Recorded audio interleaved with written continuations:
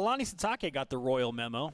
He's got his royal hat on. I've got my royal pants and my royal jacket on, man. I got the royal shoes on. Oh, he's got the royal shoes, too. He is our next guest during our spring football special. Coach, you survived the spring game, if you will. How'd you feel about it? I felt great. It was a great weather, you know.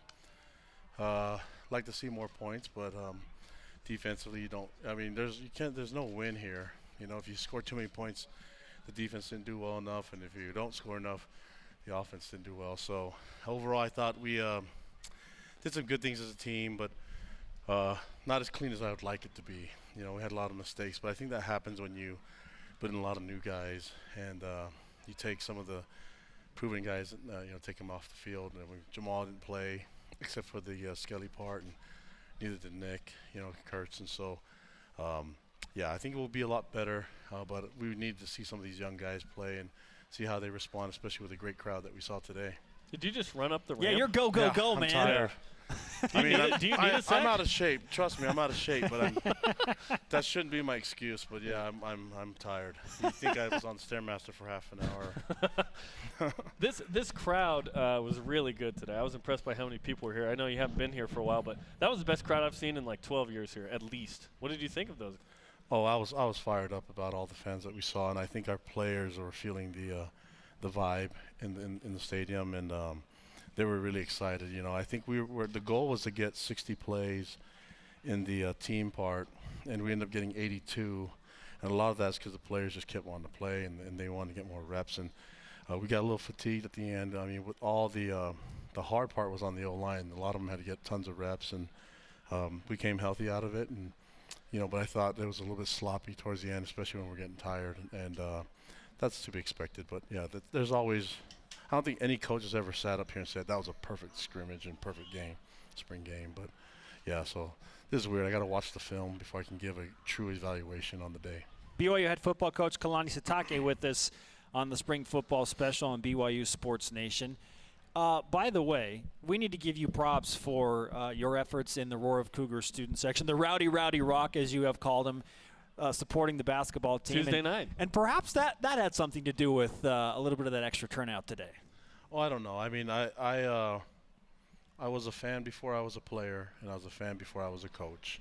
So I will always be a fan. And, I normally don't like to be that close or even like having that much attention. But the Rock was asking for it, and I gave them what they wanted, And the second, the other game, I think it was I forgot who they played last. Virginia Tech, Creighton. The Creighton game.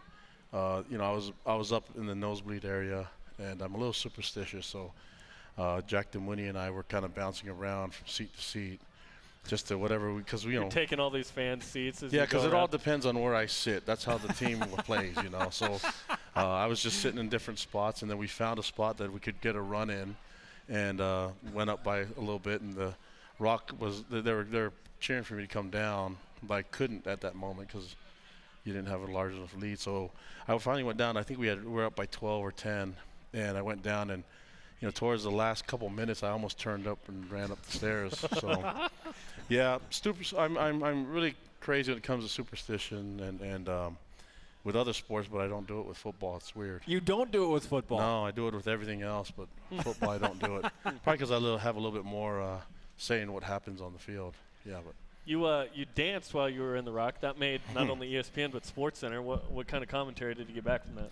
And will that help recruiting? Well, I think my kids are embarrassed a little bit, my dancing, but it's okay.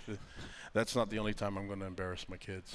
So Jamal Williams gave you a vote of support. Well, I need to practice more if I want to do that, but it's not rehearsed. I just kind of do what feels right. Yeah, you got the robot and spinning arms. Those are two moves. What else you got? Running man. I have a lot of. I'm old school running. I do the Cabbage Patch. I did the Cabbage Patch. Yes. I did the Roger Rabbit. I can do all that stuff. There's not enough room to do the electric slide or anything like that. Yeah, that was last night, right? Yeah. At the senior banquet. Yeah, we did. We did the electric slide last night. So just trying to have fun. I just let loose and just have fun and be myself, and one day people will stop recording me when I'm a fan, and that's We're okay always with me. rolling. Yeah. Just so you know. There's you have your own eyes TV everywhere. network. We are always watching. Yeah. But it's fun. just being in that state in the Marriott Center was awesome. You know, just feeling the electricity and the vibe was awesome for me to be a part of that and see our basketball team and Coach Rose and the boys. And I'm excited they get to go to New York and do their thing there. You held some of the proven ones, I guess, out of the game, which was you didn't want them to get hurt. Who were some of the other guys that maybe caught your eye today that performed well? Well, I thought Bo did some really good things today. You know, what a weapon with his feet, by the way. Yeah, and you know, it's hard on the defense, especially. But we want him to. Ty has explained to him that you're quarterback first, runner second, but he can extend the drives and extend plays because of his feet, and much like Tanner and Taysom, more like Taysom than anything else. But I thought he improved a lot in spring, and then we had some really good tackling. I thought some guys tackled really well on the defensive side, especially because it was a really generic defense, and so if you look at the fundamentals and technique of it all, we had to put some guys at the end in some places that never played the end really much, and they gave up some of the edges. But for the most part, defensively, they tackled well, and that was impressive for me to see. What goals have you set as a team as you now get ready for an actual football game on September 3rd against Arizona? Well, I mean, we didn't show much today, and that I warned that was going to happen. We wanted to be a little bit entertaining, but didn't want to show too much. We have the element of surprise still, where there's not a lot of knowledge of what we're going to do offensively and defensively, and even on special teams. And so, getting everything planned, I think we had a great first 12 practices in spring, and I thought overall we're going to make some adjustments and start focusing on the season next week with our last 3 practices, and focus on getting ready for Arizona and what's coming on the season. So that's going to be the goal. But overall, I think we've done some really great things with the install, and I've been really, really happy with the way it went so far. Have you settled in and are used to, I'm the BYU football head coach now? It's been 3 months, right? Yeah, but I mean, I don't know. I just, like I said, I grew up a big BYU fan. I got to play here, and now I'm the coach, and it just seems like everything is just, I don't deserve all of it, And so I live every day with a lot of gratitude and just happy in the position that I'm at. I went to bed one day and had a dream that I was a BYU head coach, and I woke up and I'm still the head coach. And so nobody pinch me. Let's keep this thing going. Do you feel like, and I know you put a lot of emphasis on this when we first talked to you, I got to get to recruiting and I got to get to know my guys. I need to understand the identity of this team.